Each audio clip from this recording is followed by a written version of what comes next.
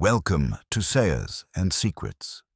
When a priceless decanter lies shattered in the middle of a private study and the host is found lifeless beside it, what first seems like a tragic accident soon spirals into something far more deliberate.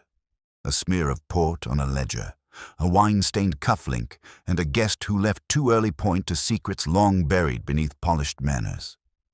But was the decanter the real target, or just the signal for something darker? If you've ever suspected the smallest detail to be the loudest clue, you're in the right company. Share your theories in the comments and subscribe for more mysteries that reward close attention. Now, pour something warm, draw the curtains close, and let the mystery begin. Chapter 1. The Visitor with the Burgundy Stain. There are two things Nero Wolfe detests before lunch: a disruption to his orchid routine, and a guest who bleeds on the carpet, figuratively or otherwise. At precisely 11:40 on a Tuesday, I was savoring the quiet hum of typewriter keys and the scent of Fritz's veal stock curling in from the kitchen, when the bell rang with the urgency of someone either desperate or rich. I gave it 3 seconds and opened the door. The woman who stepped in had the posture of someone who had never waited for a cab in her life. Late 30s, beige wool coat thrown over one arm, and a silk scarf stained with what looked like dried red wine or cheap rouge. Her eyes scanned the front room like it had betrayed her once and might again. "You're Archie Goodwin," she said. "I am," I confirmed. "And you're either a worried heiress, an opportunistic widow, or a woman with enough money to pretend she isn't both." That got a flicker of a smile. "I'm Elise Carradine. I need to speak with Mr. Wolfe." "Do you bleed easily?" I asked, half kidding. "I beg your pardon?" "Never mind. Come in." I led her into the office, where Wolfe sat in his throne of a chair behind the desk, wearing the same expression he reserves for food that has arrived too early. "Elise Carradine," I announced, "wants to ruin your morning." She didn't sit until Wolfe gestured, which he didn't do for everyone.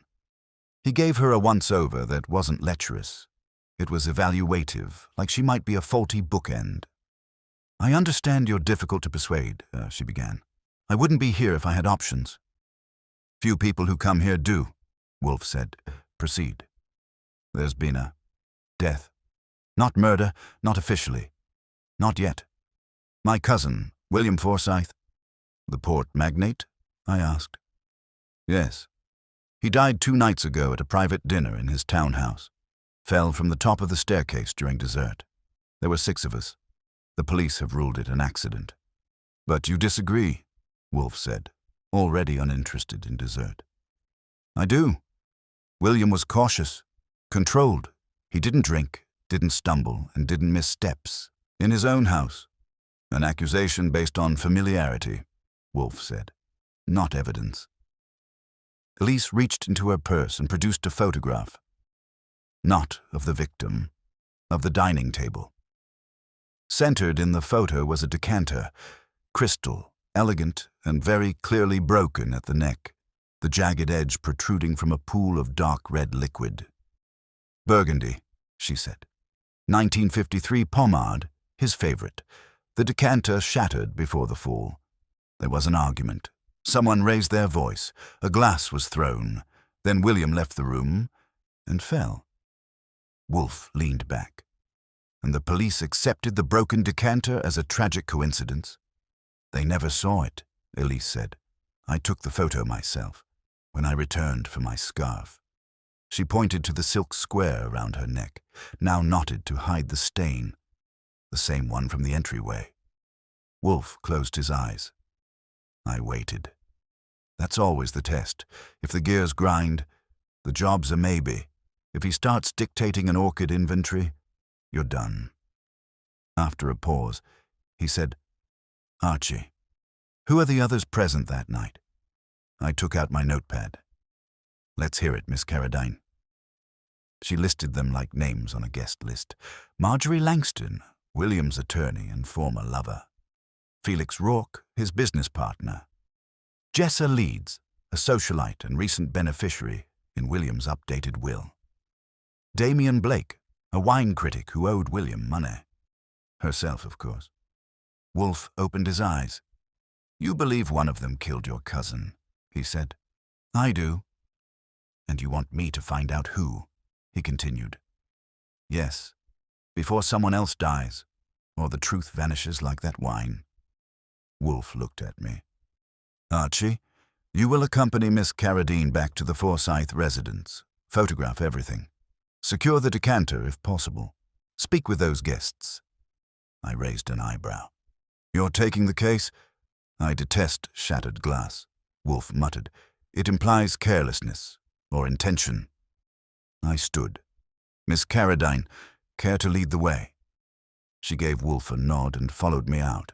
As the door clicked shut, Wolfe's voice came, soft but certain. "Archie, bring back a piece of that decanter. And don't let anyone pour you a drink." That was his version of "be careful." I had a feeling I'd need to be. Chapter 2. Burgundy and Broken Trust. The Forsyth townhouse on the Upper East Side looked like money trying to act modest. All limestone arches, wrought iron balconies, and windows that had never seen their own curtains closed. Elise Carradine's heels clicked against the marble like a countdown as we crossed the foyer. The place didn't smell like death, just wax polish and expensive discomfort. "William fell from the second-floor landing," she said, pointing up the grand staircase with its ornate railing. "Right after dessert." The others were still at the table. I looked up.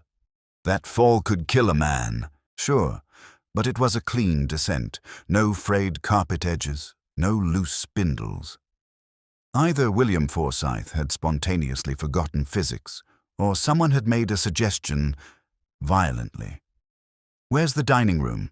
I asked. She led me through a hallway lined with oil portraits that stared like disappointed ancestors. The dining room had a heavy mahogany table at its center, polished to a gloss, set for 6. 7 chairs total, but one missing. No decanter, no glasses, no wine stains. The only trace of the evening's collapse was the gleaming emptiness.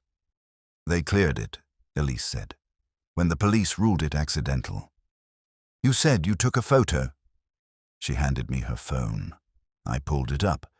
Same angle she'd shown Wolfe. But I zoomed in this time. The decanter's base was intact, but the neck looked like it had been sheared with a blade. Burgundy pooled around it like blood. "I kept the broken pieces," she added, walking over to a sideboard. From the drawer she produced a linen-wrapped bundle. Inside were jagged shards of crystal, carefully arranged like glass organs waiting for transplant. "You collect evidence often?" I asked. "When money and silence intersect," she said, "I take precautions." I pocketed a photo of the decanter, then took a few more of the dining room, chair angles, place settings, napkins. The 6th chair had been tucked away by the wall, as if someone hadn't stayed long.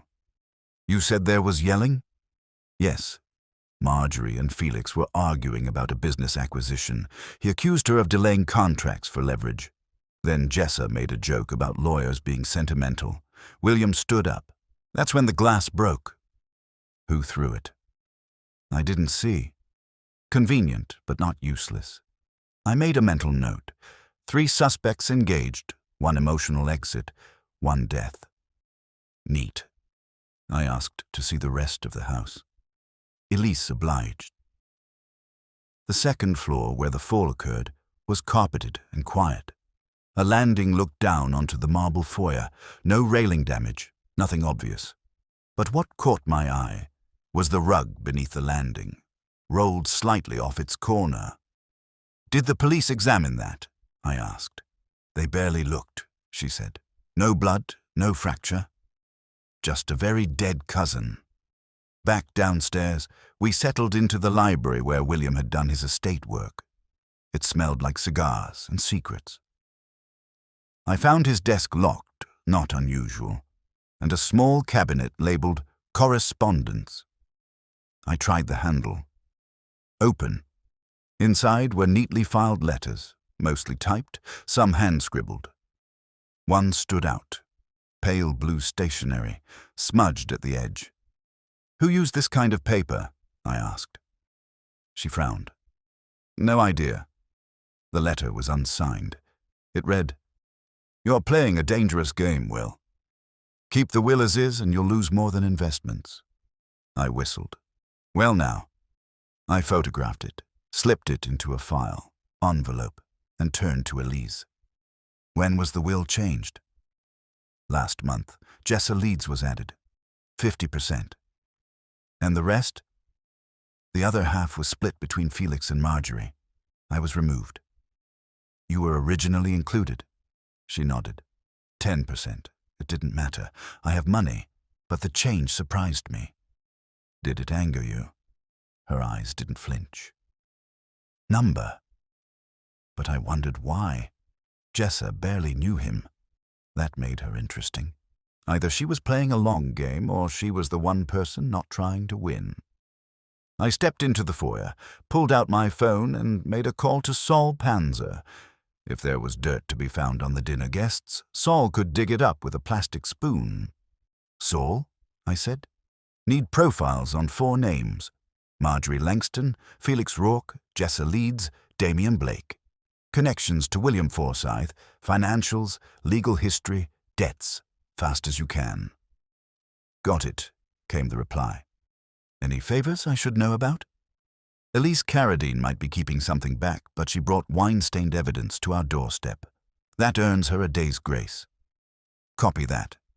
I hung up, turned back, and found Elise watching me. "You don't trust me," she said. "I don't trust my own barber," I replied. "But Wolfe trusts patterns. You broke one. That's enough for now." She looked almost amused by that. "What's your next move?" "Interview the others. See who's been hiding their corkscrew." "I'll help arrange it," she said. "They all knew I was close to William." "Not close enough to stay in the will," I said, and walked out. Outside, the air was sharp with December bite. I headed toward the waiting cab, slipped into the back and gave the driver Wolfe's address. Halfway through the ride, my phone buzzed. A text from Saul. "Felix Rourke liquidated stock 2 days before William's death. Over $600K moved offshore." Well, well. I leaned back, smirked, and thought. Wolfe was right. Shattered glass rarely lies, but it takes a sharp eye to see what the shards were hiding. And we were just getting started. Chapter 3. The Guest List Unraveled. When I got back to the brownstone, it was close to 7, and the cold had begun settling into my collar like an unpaid tenant. Fritz met me at the door with a disapproving arch of his eyebrows, the kind that says you're either late for dinner or tracked in something uncivilized. I offered him a nod and a promise to eat whatever he'd saved, which bought me a half-smile and a reheated plate of beef bourguignon waiting in the kitchen. Wolfe was in the office, naturally, behind his desk like a king carved into his throne. His eyes lifted as I entered, flicked to the manila folder in my hand, and returned to the page in front of him. Translation, report first, commentary later. I handed him the printout of Saul's initial findings, still warm from the printer, upstairs. Rourke moved 600 grand offshore, I said, pulling up a chair. 2 days before Forsyth's plunge. Cayman Islands. No record of intent. Wolfe didn't grunt. He reserved those for truly dire revelations. But he did adjust his glasses and reread the paragraph. "Elise?" he asked without looking up. "Playing it cool. She was cut from the will but brought us a shattered decanter and a whispered threat. Says she doesn't care about the money." "Which makes her dangerous," Wolfe murmured. "Because she has nothing to lose?" "Because she has nothing to gain. In a room full of gamblers, the observer is the one worth watching."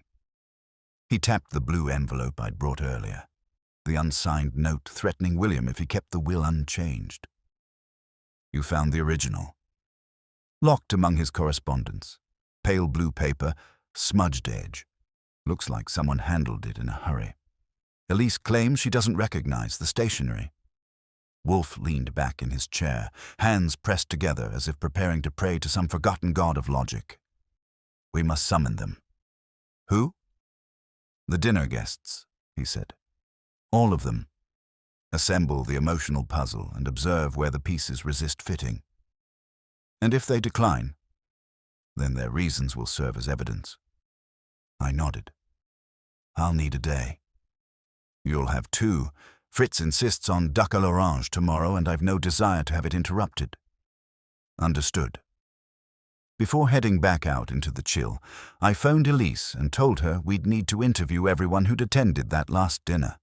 She agreed with the swiftness of someone with something to prove or hide. Either way, we had traction. The next morning began with Felix Rourke. He'd insisted on a neutral meeting place. Not unusual, considering he knew we were sniffing into family business. We met in the lounge of the Armitage Club, which had the smell of old brandy and ambition gone stale. He was younger than I expected, maybe 35, with slicked back hair, tailored grey suit, and a watch that cost more than some mortgages. You think I killed him for money, he said, not bothering with hello. I think people have killed for less, I replied, sitting down across from him. He offered a dry smile. I liquidated those shares for a real estate play. The timing was unfortunate, I agree, but not criminal. Then what about your fight with Marjorie? Family squabble. She wanted to delay the Eastern merger. I wanted to close. William was leaning in her direction. Jessa just giggled through the whole thing like it was a parlor game. Did you drink that night? 1 glass of Burgundy. Then I switched to water. What do you remember about the decanter breaking? I heard it, didn't see it. William stood to make a toast. Then there was a crash. He stepped back, stumbled. Then, he didn't finish. I let the silence stretch. Convenient you didn't see it.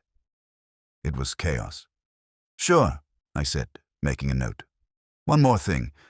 Do you know this? I held up a copy of the note, the one on pale blue paper. He barely glanced. Nope. I left him there, nursing a drink he hadn't touched, and headed downtown to Marjorie Langston's gallery. She met me in a cluttered office filled with abstract paintings and tension. Tall, composed, 40-something, with the air of someone who'd won a few corporate duels and kept the scalps. William's death was a tragedy, she said, folding her arms. But he was no saint. He pitted us against each other for years. Divide and rule. So the will wasn't surprising. It was cruel. Elise loved him, Felix was loyal, and Jessa, well, she was the flavor of the month. Did you know about the inheritance? She nodded. He told me after the dinner. Said he wanted to see how everyone reacted. Did they? Her smile was tight. Jessa laughed. Elise left early. Felix stormed off. I poured myself another drink.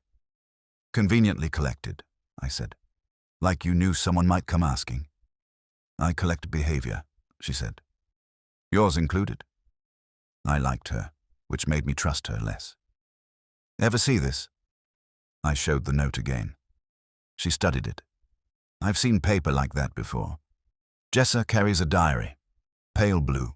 Soft texture. Custom made. It's a bit precious, really. Would she threaten William? She wouldn't need to. She had him wrapped around her finger. Still, 50% is a big reward.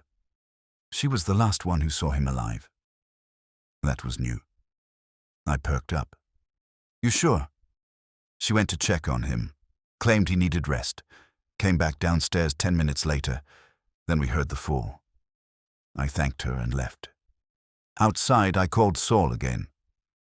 Tracked down where Jessa Leeds gets her stationery and run a deeper dig on her background. Something doesn't fit. On it. Back at the brownstone, Wolfe was sipping beer and reading Pliny. I dropped the update on his desk. She was alone with him before he fell, I said. His eyes closed. Not in weariness, in calculation. Then she is either the killer, he said slowly, or the key to the killer's disguise. And you still want them all here? He nodded. Words reveal more than wounds. I poured myself a drink and sat down. Outside, the winter dark settled in. Inside, the web was tightening, and the spider was very much awake. Chapter 4. The Heiress with the Laughter Problem. By the time I caught up with Jessa Leeds, the city had swapped grey skies for a sharper wind that sliced across Lexington like it owed it money. She'd agreed to meet at the Hungarian pastry shop on 2nd Avenue. Her choice, not mine. The kind of place where almond horns pass as flirtation and the cappuccino comes with foam thick enough to insulate windows. Jessa arrived 8 minutes late, wearing a plaid coat cinched at the waist and sunglasses too large for the weather or the hour. "You don't look like a detective," she said as she slid into the booth across from me. "You don't look like a woman who inherits $5 million by accident." She gave a quick, bright laugh, the kind that suggests she uses it often and rarely means it. "Touché. But if you're going to start by implying I killed William for money, I should have brought my lawyer. Lawyers are great for shielding guilt. I'm just here for the truth." "Isn't that the same thing?" I ignored that. "Tell me about the night of the dinner. Start with the toast." Her smile tightened. William had just poured from the decanter. His favorite thing, some imported Spanish sherry.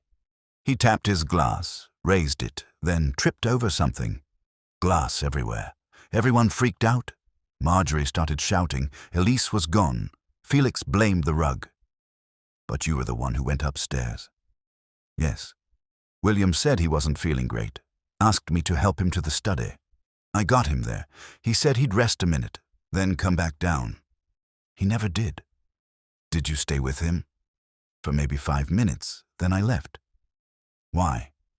"He waved me off. Said he needed quiet." "And you didn't think to check on him again?" She sipped her espresso slowly. "I thought he was sulking. He'd been off all evening, brooding, like he knew something none of us did. Like he was planning to change the will." Her fingers drummed the edge of her saucer. That rumor was already flying around. Felix swore he'd contest it. Marjorie accused Elise of manipulation. I just tried to enjoy the wine. "Did you write this?" I slid the folded note across the table. She hesitated. Not long, but just enough to register. "No," she said, "but the paper looks like my stationery. Custom made." She didn't blink. "Yes, powder blue, ivory edges. A gift from my cousin last Christmas." "Then the note came from your desk?" "I guess so." "That's convenient. Or someone wanted it to look that way." That was fair. I pocketed the note. "And the decanter. You ever see it before?" "Always kept in the study. It was his favorite. Crystal, heavy, from Madrid, I think." "Any idea who touched it last?" "Number, but I remember William being angry. Right before the toast. Said something about the last straw." Then the glass shattered. The cafe bell chimed behind her, an older couple entering, but her eyes stayed fixed on mine. She was no amateur. She'd been questioned before. The real kind. And not just about inheritance. "Where were you the next morning?" I asked. "At the gallery. I had an exhibit to prep." "Anyone see you?" "2 assistants, 3 critics, and a sculptor with more tattoos than common sense." I scribbled a few notes, though most of that I already knew. Saul had checked her schedule. No holes. Still, something about her grin, always half-cocked, like she was on the edge of telling a joke that no one else would find funny, made me itchy. "Thanks for your time," I said. She leaned forward. "Tell Wolfe this isn't a jigsaw puzzle. It's a chessboard. The players knew the rules. William just forgot whose move it was." It was a good line. Maybe too good. Back at the brownstone, Wolfe was elbow-deep in orchids, which meant I had to wait while he misted and trimmed with the reverence of a priest prepping for Mass. When he finally joined me in the office, I relayed the conversation. He grunted, which in Wolfe speak can mean either interesting or infuriating. Sometimes both. She denies authorship of the note but admits to owning the stationery, I said. An amateur would have denied both, Wolfe muttered, settling behind his desk. She knows appearances can be manipulated more easily than facts. Also, said William, looked upset. Something about the last straw. Did she say what that was? Number, but I'd bet my socks it wasn't a spilled sherry. Wolfe swiveled slightly toward the windows. Then it is likely he confronted someone, or was preparing to. I'd say so. Summon Saul, Wolfe said, and tell him to examine the handwriting again. Have him compare it to Marjorie's notes from the gallery's donation forms. You think Marjorie wrote the threat? I think Marjorie knew something was about to shift, and decided to delay it. What about Elise? Wolfe's lips curled slightly. Elise is not ambitious. She is reactive. If she killed William, it was not for money. It was for retribution. That leaves Felix. And he, Wolfe said, is capable of anything except patience. A dangerous trait. I called Saul, told him to triple-check handwriting samples and dig into the financials of the Langston Gallery. Meanwhile, Wolfe leaned back and closed his eyes. Not for sleep, but for what I called his mental stage play. He'd cast the suspects in his mind, replaying scenes with emotional subtext and motive tucked into every line of dialogue. I left him to it and headed upstairs to reread the transcript of William's voicemail to his lawyer, the one Elise had recovered from the draft folder on his phone. He dictated a message asking for the will to be revised urgently, but never sent it. One line stood out now. Too long have I let sentiment dictate security. I read it again and again. Who in that house had relied on sentiment to stay safe, and who had everything to lose if the rules changed? Outside, the wind had picked up. Inside, Wolfe rang for Fritz, a sign we were entering the next phase of the storm. Chapter 5. The Watcher in the Gallery. The next morning began with coffee and contradictions. I was halfway through my second cup when Saul Panzer called in. Normally, Saul doesn't waste time on pleasantries, but this time his tone had the kind of stiffness that meant something smelled, and not just metaphorically. You were right about Marjorie Leeds, Saul said. She uses the same stationery, ivory edge powder blue, and the handwriting on the note? It's not hers, but it's close enough to pass on a hurried glance. Imitation? Not exactly. I think it's a traced copy. Someone trying to mimic her style but using a lightbox or glass. That's why it's off just enough to be suspicious but not enough to spot without a loop. Any prints? Too clean. Whoever handled that note used gloves. I scribbled that into my pad while Wolfe finished his last spoon of breakfast eggs. He was unusually quiet, which either meant digestion or deduction. With Wolfe, they were sometimes indistinguishable. Gallery angle, I asked Saul. That's where it gets better. The Langston Gallery is deep in debt. They were 2 months from foreclosure before William Langston died. Then boom, a sudden private donation clears it up last week. Anonymous. But I traced the wire transfer. It came from an account belonging to Marjorie Leeds that got Wolfe's attention. When I hung up, Wolfe pushed back his breakfast tray and tapped his fingertips together. That, he murmured, was not generosity. That was insurance. Insurance for what? Her future. Marjorie saw her support system wobbling and attempted to stabilize it with currency. She paid to keep the gallery afloat, but why anonymously? Because she needed to conceal the motive or the connection until the moment was safe. I leaned against the fireplace. So you think she killed William to protect her investment? No, Wolfe said. I think she intended to manipulate him with guilt. A donation timed just before a new will. It's a form of emotional blackmail. But it didn't work. Because someone else got there first. Now we were getting somewhere. I spent the next few hours pounding pavement. First stop, the Langston Gallery. You could smell the desperation under the fresh coat of paint and curated calm. A young man with horn-rimmed glasses and a sense of self-importance introduced himself as Milo Keats, assistant curator. "I'd like to speak with Marjorie Leeds," I told him. "She isn't here. She works here, doesn't she?" "She advises. She's a patron, and right now she's out." "When do you expect her back?" "That depends." "On what?" "Whether she wants to see you." I gave him a smile sharp enough to shave with. "She will." Milo bristled, but he folded. "She was here yesterday morning, came in upset, said something about the inheritance spiral. Then she left for an appointment." "What about the night William died?" Milo adjusted his glasses.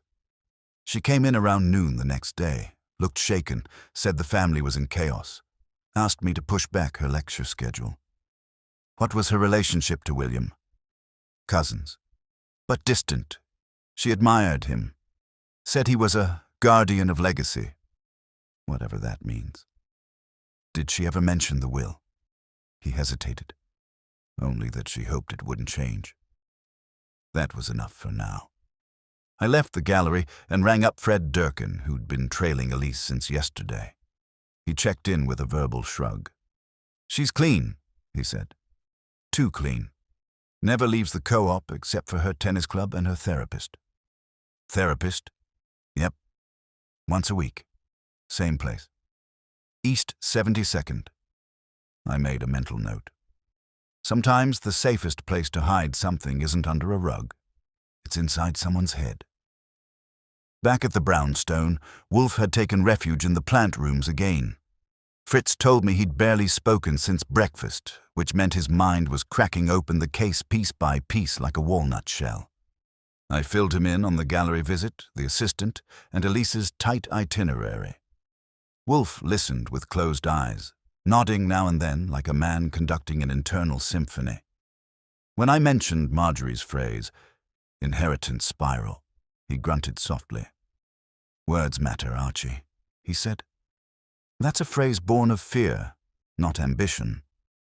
You think she was losing control?" "She feared irrelevance. People who use money as leverage cannot bear to lose their position."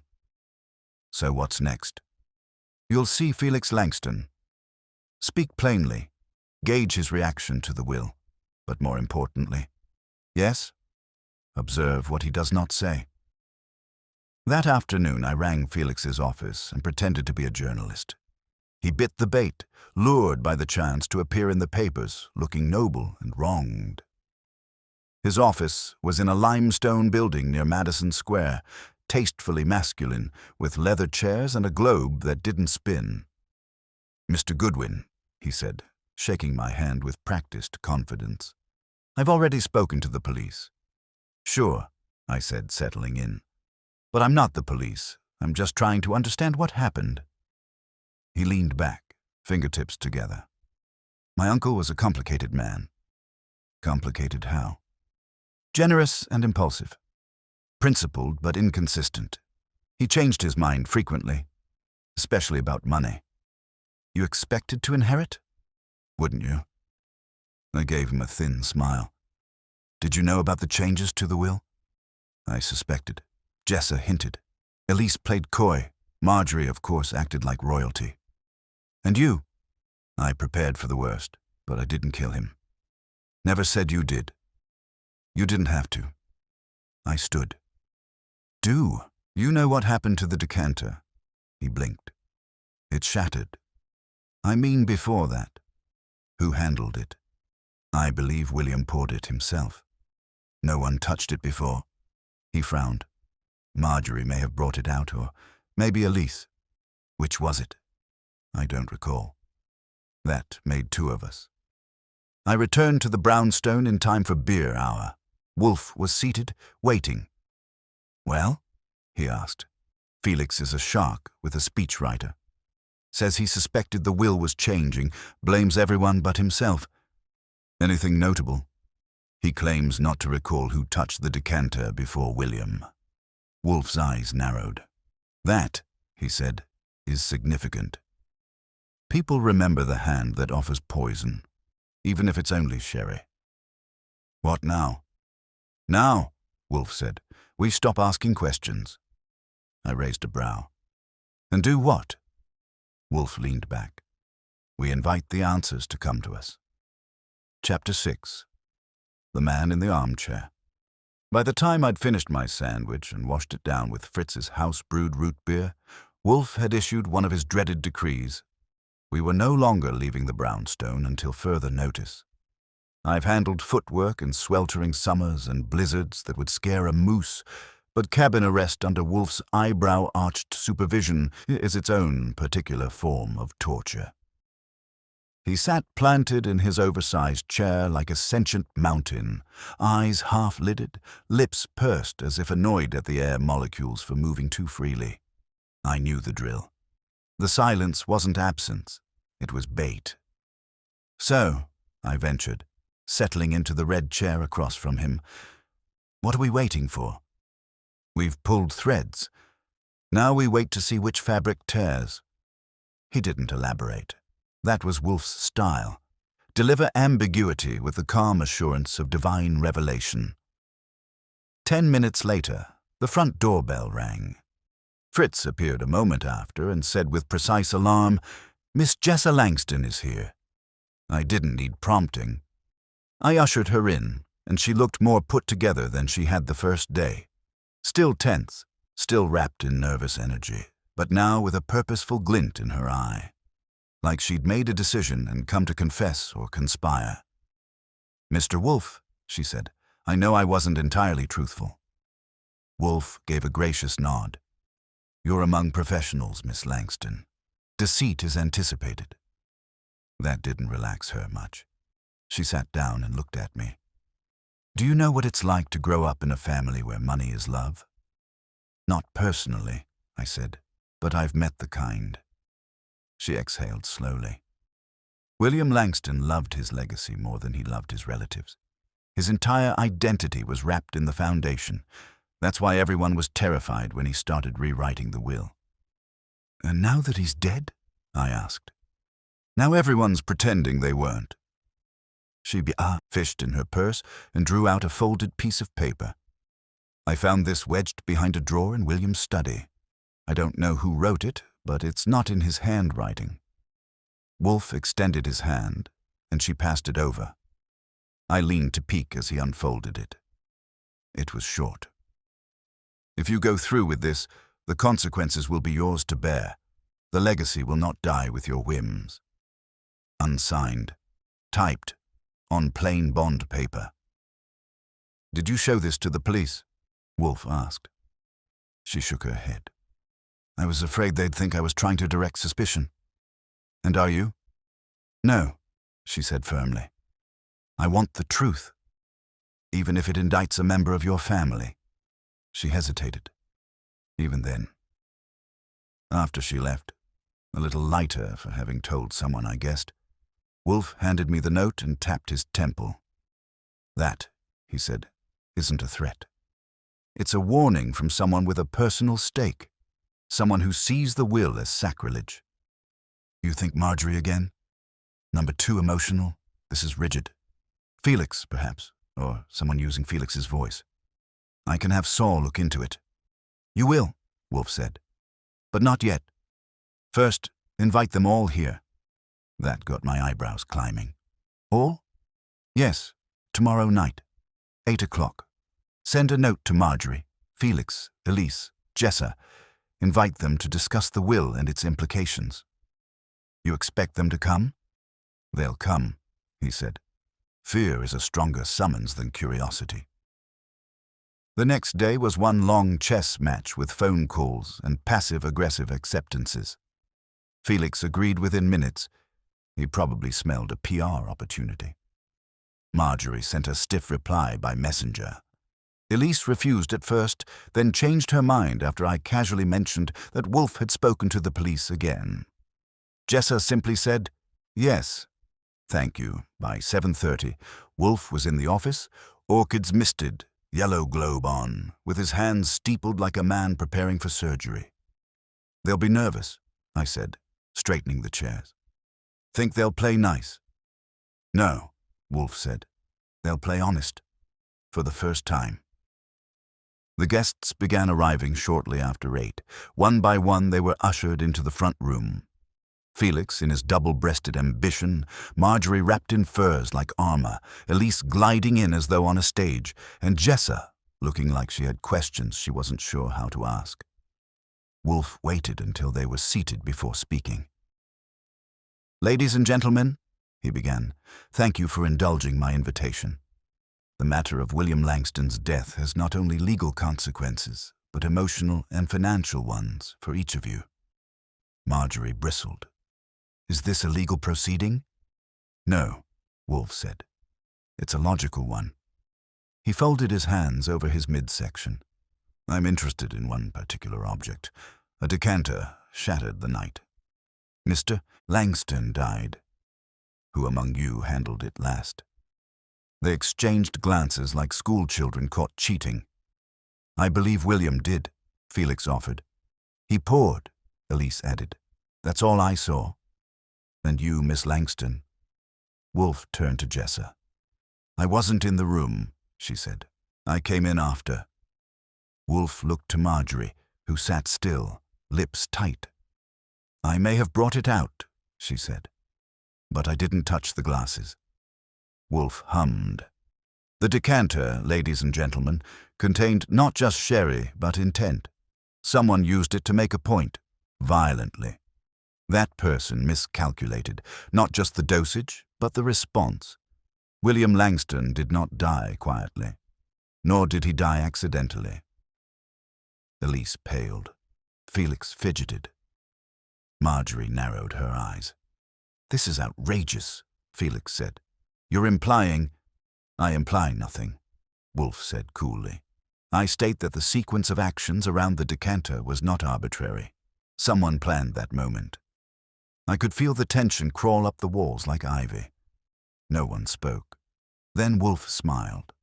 "I thank you for coming," he said. "I now know what I needed."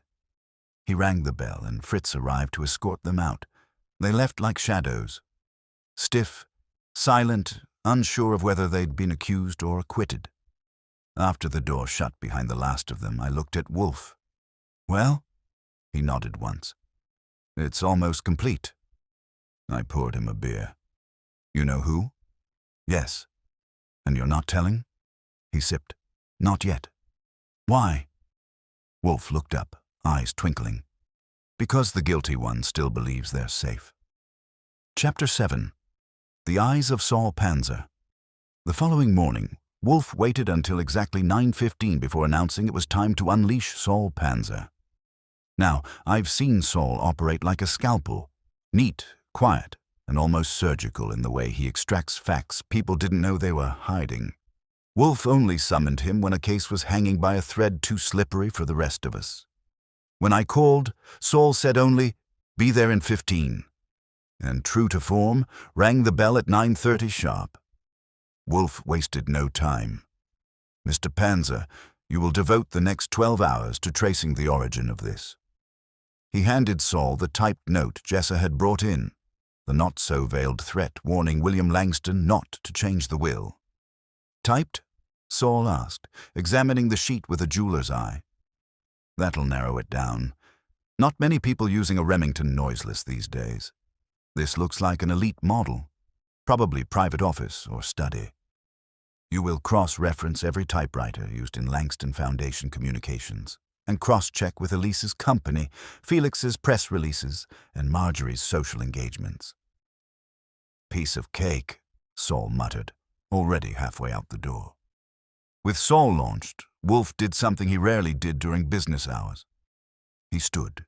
He made his slow, deliberate way to the plant room, where he often retreated when he needed time to think. I stayed put, sifting through my notes. I had 5 names, 6 conflicting alibis, and a shattered decanter that had become the story's twisted centerpiece. The bell rang again. Not Saul this time, but a messenger with a manila envelope addressed to me in no-nonsense block print. Inside, photos, blurry but damning.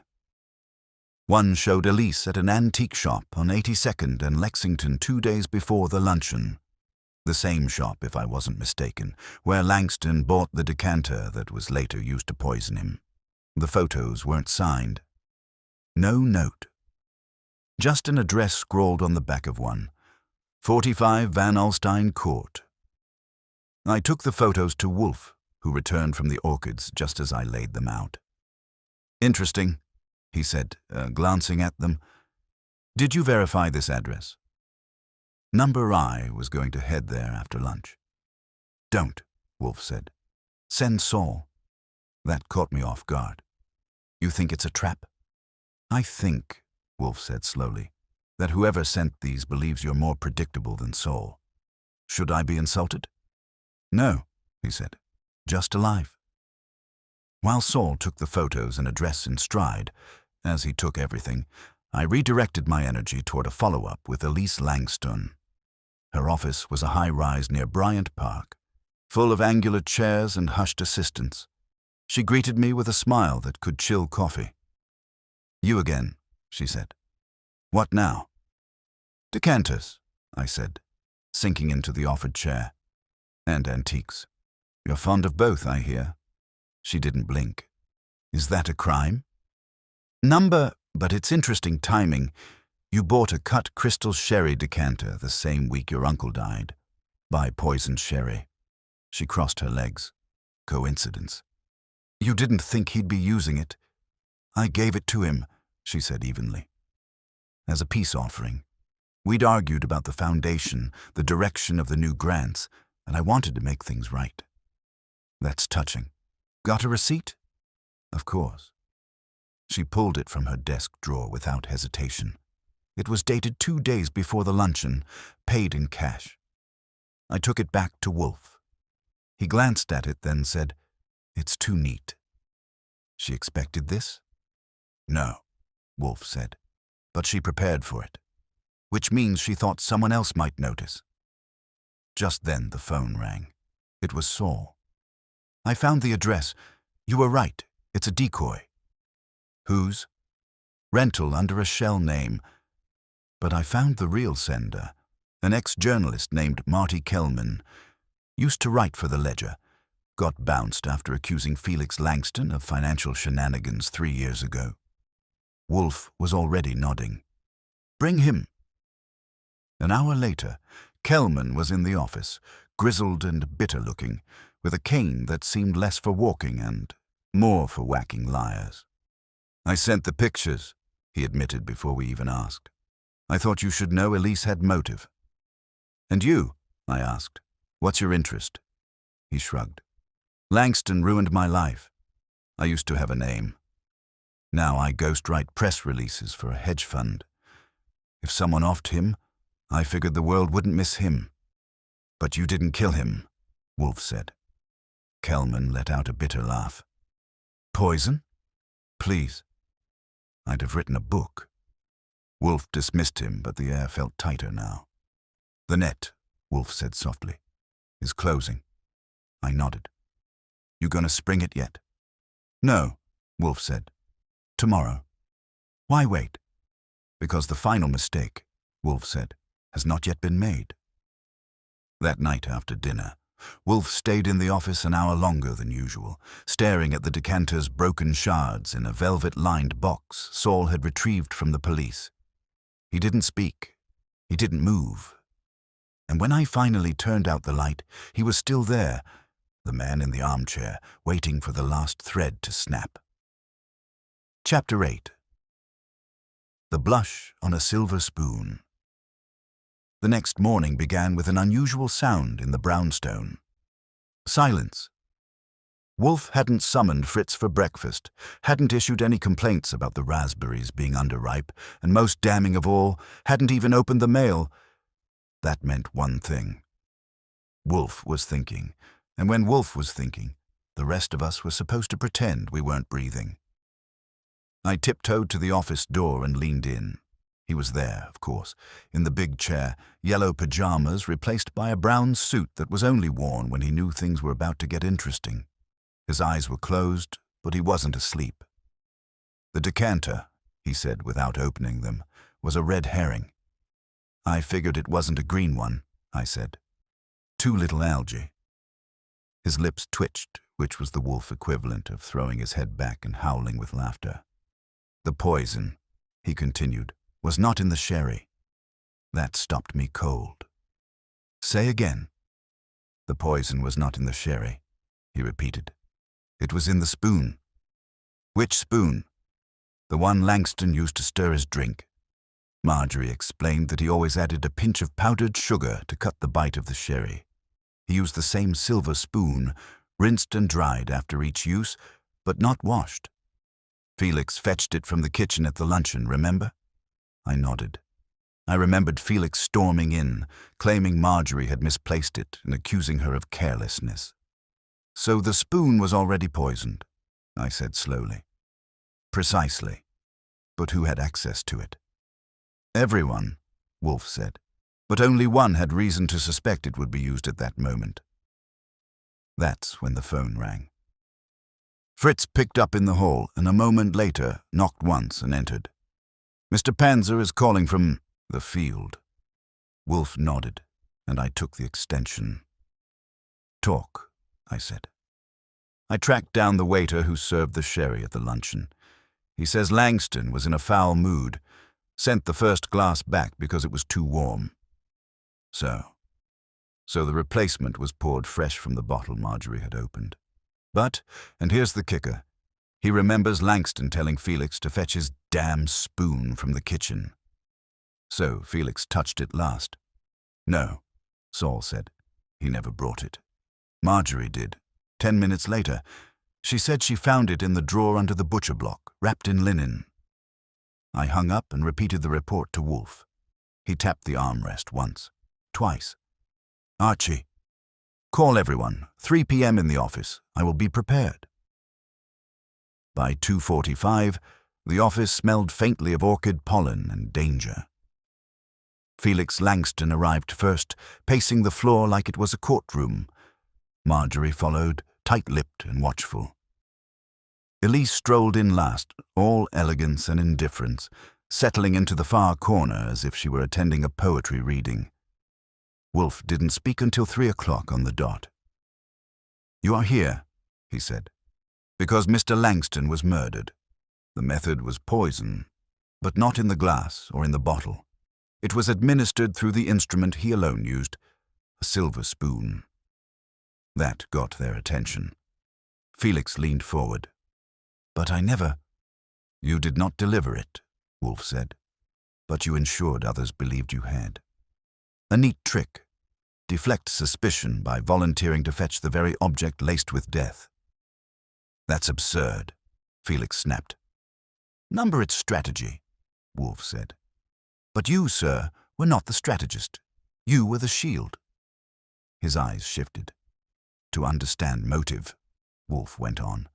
We returned to the will. Mr. Langston planned to reallocate his estate away from the Foundation's general trust and into a scholarship program under his niece's direction. That infuriated more than one of you. I didn't care, Elise said coolly. He changed his mind every month. But someone cared deeply, Wolfe said, and acted. Who? Marjorie asked, voice tight. The person who had been closest to Langston for 15 years. Who knew his habits, his mood swings, his ritual with the sherry and spoon, who saw their role slipping away. Wolfe turned his gaze full on Marjorie. You, madam. She flinched. That's a lie. No, Wolfe said. You were once his assistant, then his confidant, then his housekeeper. But you were being written out. Slowly, but surely. When Elise began drafting the new programs, you feared the end. So you poisoned the spoon, not the drink, not the glass. The spoon, knowing Langston would insist on it, and that only you would fetch it in time. You can't prove that, she said, rising. Wolfe didn't blink.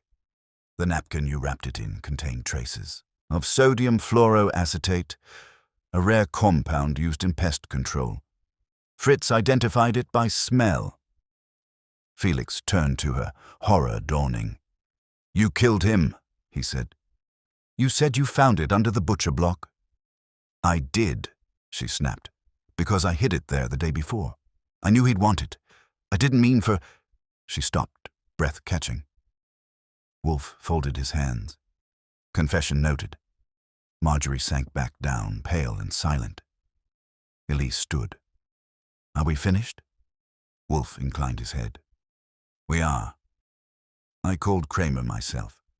He wasn't pleased, but he listened. Within the hour, Marjorie was in custody. Felix and Elise left in opposite directions, both suddenly inheriting a fortune neither of them wanted to discuss. Back in the brownstone, I poured Wolfe a beer and raised a glass. To spoons, I said. Tiny, deadly spoons. Wolfe sniffed. I prefer forks. Less deceitful. Chapter 9. The Gathering in the Office. At exactly 3 o'clock the following afternoon, the office was arranged with the precision of a surgical theatre. Wolfe was stationed in his throne-like chair, the mahogany desk between him and the gathering storm. I took my place in the red leather client chair to the side, steno pad open not because I intended to take notes. I have a memory like a steel trap, but because it gave the room a veneer of officialdom. The suspects arrived one by one, each carrying tension like a tailored overcoat. Felix Langston showed up first, looking like a man who had slept poorly and shaved worse. Elise Dumorne followed, elegance personified in a grey suit and matching gloves, though I noticed a fresh tear in one glove near the thumb. Marjorie appeared last, drawn and pale, but trying to hold on to her composure with dignity that was rapidly losing its grip. Wolfe didn't greet them. He simply said, "Be seated," and when they were, he launched into it like a prosecuting angel. This, as you are aware, is the culmination of an inquiry into the death of Mr. Russell Langston. That death, now formally ruled a homicide by the authorities, involved poisoning. But the manner in which it occurred and the psychology behind it are what interest me. Mr. Goodwin? I took over, as prearranged. Right, the poison was sodium fluoroacetate. Tasteless, odorless, fast-acting. But it wasn't in the sherry glass, nor the decanter. It was on the spoon Mr. Langston used to stir his drink. A spoon only he used, and, this is key, one that had to be fetched separately after the drink was poured. Wolfe raised a finger. That moment, the delay, was vital, because it created plausible deniability. It allowed the killer to prepare the scene, to move the spoon into position, then act as though nothing was amiss. Felix shifted in his seat. You think one of us did that? During the luncheon? Wolfe looked at him with something like pity.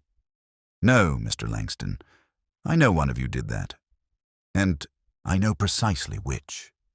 Elise crossed her legs, elegantly bored. If you're accusing me again, I'm not, Wolfe said. Miss Dumorne, you were prepared to benefit from your uncle's new will, yes, but you had already left his inner circle. You didn't know about the spoon. You weren't in a position to manipulate the scene. That's what I told the police. Wolfe nodded. And I concur. Your involvement was peripheral. Marjorie, however. Marjorie Langston, no relation by blood to Russell, but married long ago to a cousin, gave a faint moan. Wolfe continued. You were with him nearly every day. You maintained his habits, scheduled his life, and managed his eccentricities, and you were furious that he had not only changed the will but had begun excluding you from decisions. That's not true, she whispered. It is demonstrably true, Wolfe said. Mr. Goodwin, tell them what Saul Panzer uncovered. I turned a page. Saul followed the trail of the last pharmacy orders made for the Langston household. 2 weeks before the luncheon, someone ordered a bottle of pest control compound from a small agricultural supplier in Jersey. It was picked up by courier and signed for under the name M. Lang. It never went into any gardening supplies on the property, but Fritz found a trace of that same compound, sodium fluoroacetate, on the linen napkin wrapped around the spoon. I looked at Marjorie. You told everyone you found the spoon under the butcher block wrapped in that same napkin. You said it was there before the luncheon, which makes it your napkin, your location, and your timing. Marjorie didn't speak. Wolfe did. Furthermore, he said, your insistence that Felix was the one who had mishandled it was too loud, too persistent. You cast suspicion before it existed. That's not the act of someone innocent. That's someone covering a move before the audience notices it. Felix turned to her slowly, anger mounting in his face. You killed him. All that time, telling me to be careful, to keep an eye on Elise. You were behind it. I didn't mean to, Marjorie whispered. I thought just a little would make him sick, delay the signing. He wasn't supposed to die. Elise looked at her, incredulous. You poisoned him over a piece of paper. Marjorie's voice sharpened. He was erasing me. I gave him everything, my life. He said he'd leave me comfortable. Then suddenly it was all going to charity and you. After everything. Her hands were shaking now. Wolfe's voice was calm. It was not the act of a monster, Mrs. Langston. It was the act of someone desperate. But it was also murder. I stood. I've already called Inspector Kramer. He's waiting downstairs. Marjorie didn't resist. She stood slowly, collected her purse, and walked out without a word. Silence filled the office like fog. Felix rubbed his forehead. So, that's it? It's over. Not quite, Wolfe said. Felix frowned. What do you mean? I mean, Wolfe said, you are not without culpability. You didn't kill your brother, but you manipulated his mood. You stoked his resentment toward Elise. You fed him fears that he was being used. Felix's eyes narrowed. So, Wolfe said, your meddling laid the groundwork. And your arrogance gave Marjorie just enough room to act. That's your opinion. It is, Wolfe agreed, but you will live with it. Elise stood, smoothing her gloves. And me? Wolfe regarded her with a fraction more warmth. You are free, Miss Dumorne, in more ways than one.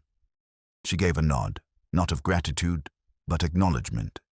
When they were gone, Wolfe finally sighed and leaned back. Justice, he said, is rarely tidy. I poured him a beer and one for myself. You know, I'm starting to think we should install a revolving door for all the suspects we keep dragging in here. He took a sip and closed his eyes. Number that would require standing. I chuckled. Heaven forbid. Chapter 10. Dinner and the Last Word. The brownstone returned to its natural state that evening, peaceful, orderly, and most importantly, devoid of suspects. Fritz, delighted to no longer have police tramping through his kitchen, had outdone himself. Veal kidneys in Madeira sauce, blanched asparagus with hollandaise, and his signature pommées duchesse. I noted, with private satisfaction, that even Wolfe took seconds. We ate mostly in silence. That's not unusual. Wolfe treats meals like sacred rituals, and any conversation during them is to be purposeful or non-existent. But tonight the air was thick with the residue of what had gone down. Justice, confessions, and broken illusions don't clear out with the scent of roasting garlic. After dessert, a pear tart so perfect I considered proposing marriage to Fritz, we moved into the office. Wolfe settled into his chair with the creak of old leather and the satisfaction of a man whose equilibrium had been restored. I took my usual post at the red client chair, my steno pad closed and tossed onto the corner of the desk. You know, I said, there's a peculiar satisfaction in watching someone who thinks they've gotten away with it walk straight into your net. Wolfe grunted. The net is irrelevant. The rope tightens regardless. That's poetic. But I saw her face. Marjorie never thought anyone would look at her. She was the dependable one, the background act. Nobody expects the stagehand to shove the lead off the catwalk. She depended too much on the anonymity of devotion, Wolfe said. That is often a mistake. Devotion is observed most carefully when it turns inward. I leaned back. Still poisoning a spoon, that's almost literary. Wolfe frowned. No, Mr. Goodwin, that was merely opportunistic. The rest was literary. Her denial, her measured blame-shifting, her performance of loyalty. The act of the crime was crude, imprecise. Had the spoon been touched by another? Had the napkin fallen away? It could have gone quite wrong. But it didn't, I said. She timed it perfectly. By sheer habit, Wolfe replied. A dangerous thing to rely on.